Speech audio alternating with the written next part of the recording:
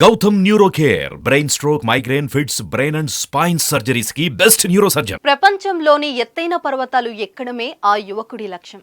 ఆ లక్ష్యంతోనే 17 ఏళ్ల నుంచి ఎత్తైన పర్వతాలను ఎక్కడం మొదలు పెట్టేశాడు.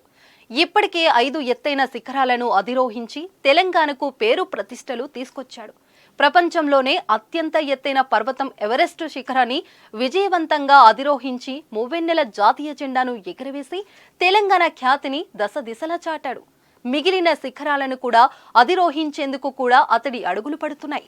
కానీ ఆ యువకుడి లక్ష్యానికి పేదరికం అడ్డంకిగా మారింది. మౌంట్ ఎవరెస్ట్ ఎక్కేందుకు దాతల సహాయం అవసరం పడింది. ఆశతో విరాళాల కోసం ఎదురు చూస్తున్నాడు ఆ తెలంగాణ గిరిపుత్రుడు. మహబూబాబాద్ జిల్లా మరిపెడ మండలం ఉల్లెపల్లి తండాకు చెందిన భూక్యా యశ్వంత్ ఓ పర్వతారోహికుడు. వ్యవసాయ కుటుంబంలో జన్మించిన యశ్వంత్కు చిన్నప్పటి నుంచి పర్వతారోహిత అంటే విపరీతమైన మక్కువ.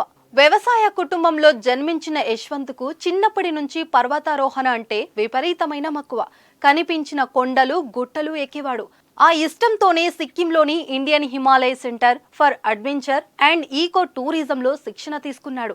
అనంతరం ప్రపంచంలోని ఎత్తైన శిఖరాలను అధిరోహించడం ప్రారంభించాడు. పర్వతాలను ఎక్కడమంటే అనుకున్నంత ఈజీ కాదు.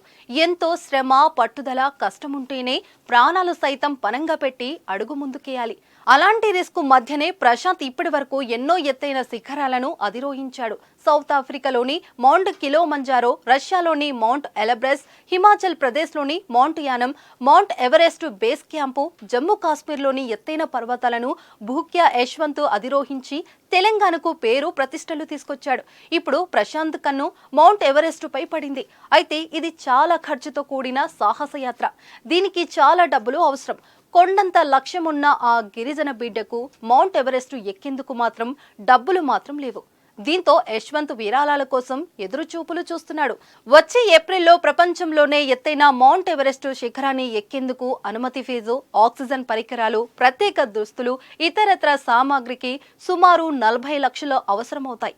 అయితే అంత స్తోమత భూక్యా యశ్వంత్ వద్ద లేకపోవడంతో దాతల సహాయం చేయాలని కోరుతున్నాడు.